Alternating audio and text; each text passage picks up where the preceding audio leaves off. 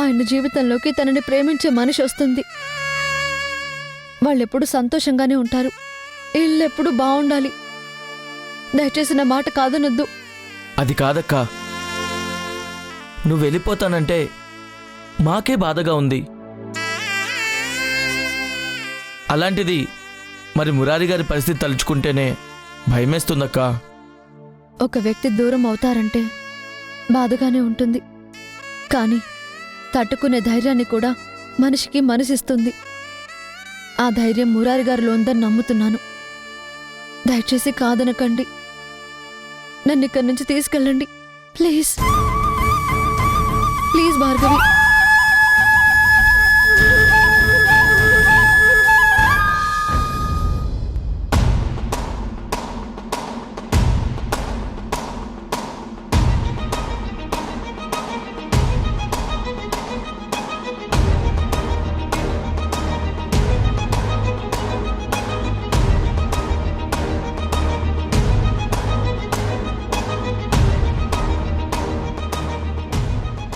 అజయ్, అనవసరంగా నువ్వు ఎక్కువ ఆలోచిస్తున్నావు. నువ్వు మంచే చేయాలనుకున్నావు, కానీ నీ మాట వాళ్ళెవరూ వినిపించుకోవడం లేదు కదా. ఇంకా ఎందుకురా వాళ్ళ గురించి ఆలోచిస్తావు? వదిలే. ఎలా వదిలేమంటావురా? చేసిన మేలు మర్చిపోమంటావా? ఒక రౌడీని మనిషిగా మార్చడం ఎవరికైనా సాధ్యమవుతుందా చెప్పు. నేను ఎన్నిసార్లు అరెస్ట్ అయ్యాను, ఎన్నిసార్లు జైలుకి వెళ్ళాను. నాలో ఎప్పుడైనా మార్పు వచ్చిందా? లేదు. కానీ అలాంటి మమ్మల్ని కూడా మార్చిన గొప్ప వ్యక్తిరా బానక్క. ఇప్పుడు తనే లేదు కదరా. చనిపోయిన మనిషి గురించి నువ్వెందుకు ఇంతలా ఆలోచిస్తున్నావు? చూడు, అక్క ఉందా లేదా అన్నది నాకు అనవసరం. కానీ అక్కకి అన్యాయం చేసిన వాళ్ళు మాత్రం బాగుండకూడదు. ఏ ఇంటికైతే అక్కను దూరం చేసిందో, ఏ మనిషి అయితే ఇదంతా చేసిందో, ఆ మనిషి ఈరోజు అక్కడ సంతోషంగా ఉంది. ఆ ఇంటి మనుషులతో ఉంటుంది. తన పెళ్లి జరగబోతోంది. అది నాకు నచ్చట్లేదు. నువ్వు కాదనుకున్నంత మాత్రాన ఆపగలవా? వాళ్ళంతా పెద్దవాళ్ళురా. ఆ ఊరెళ్ళి ప్రాణాలకు తెగించి కూడా మనం చేయాలనుకుంటే ఏం జరిగిందో చూసావు కదా. కథ మొత్తం అడ్డం తిరిగింది. అప్పుడేదో నీ టైం బాగుంది కాబట్టి ఆవిడ నీకు వార్నింగ్ ఇచ్చారు. లేదంటే మళ్ళీ నువ్వు జైల్లో ఉండేవాడివి. ఇప్పటికైనా ఈ విషయం వదిలేరా. చూడండి, ఈ విషయం వదిలేయమని చెప్పేవాళ్ళైతే మీరు నా ఫ్రెండ్సే కాదురా. ఏంట్రా నీ పిచ్చితనం?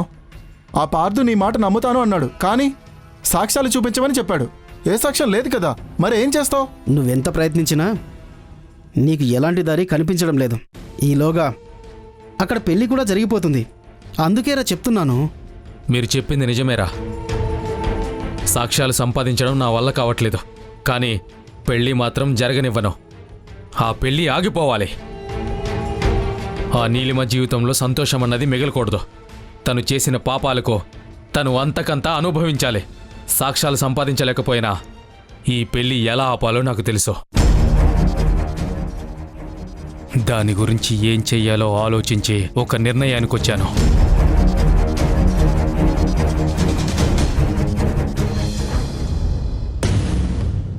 చెప్పమ్మా, ఎందుకు ఇదంతా చేస్తున్నావు?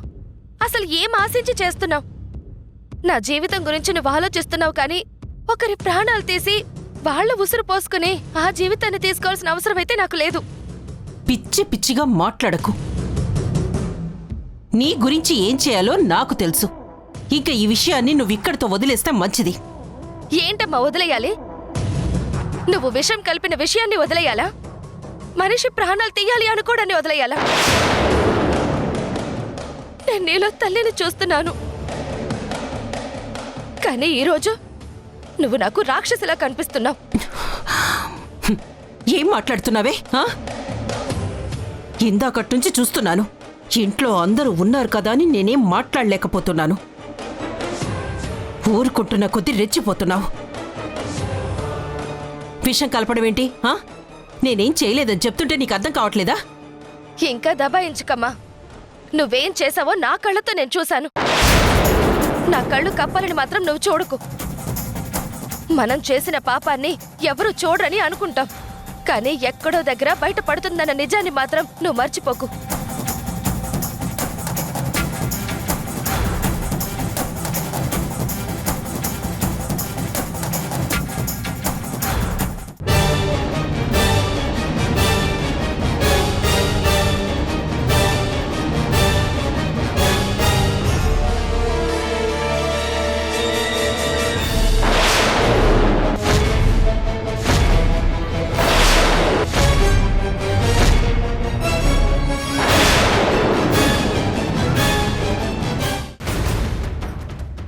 రాధా, నేను నిన్ను ఏమీ చేయలేనని నువ్వనుకుంటున్నావు. నీకు అమ్మవారి అండతో పాటు మా అమ్మ అండ కూడా ఉందని నాకు అర్థమైంది. నువ్వు చాలా తెలివిగా నా ఎత్తుకు పై ఎత్తులు వేస్తూ నువ్విక్కడే ఉంటున్నావు. కూతురని కూడా చూడకుండా మా అమ్మ నా చెంప పగల కొట్టేలా చేశావు. నువ్వు ఈ ఇంట్లో శాశ్వతంగా ఉండిపోవడానికి పునాదులు వేసుకుంటున్నావు. రేపు ఎవరూ నిన్ను ప్రశ్నించకుండా ఉండాలని, నా కూతురికి నా తమ్ముడికి పెళ్లి చెయ్యాలని మా అమ్మ దగ్గర చెప్పి ఆవిడే వద్దనేలా చేశావని నాకు అర్థమైంది. నువ్వు ఉన్నంత వరకు నేననుకున్నది జరగదు. అందుకే నిన్ను ఇంటి నుంచి పంపించడం కాదు, ఈ భూమి మీద నుంచి శాశ్వతంగా పంపించే ఏర్పాట్లు చేస్తున్నాను. ఈరోజు జరిగే వేడుకలో నీ జీవితంలో జరిగే చివరి వేడుకవుతుంది. ఈ సీమంతమే నిన్ను చితి మీదకి తీసుకువెళ్తుంది. ఆ మంటల్లో నువ్వు మాడి మసైపోతావు. ఆ మంటల సాక్షిగానే నా కూతురి నుదుటిన కళ్యాణ తిలకం దిద్దుతాను. అగ్ని సాక్షిగా నా తమ్ముడికిచ్చి పెళ్లి చేస్తాను.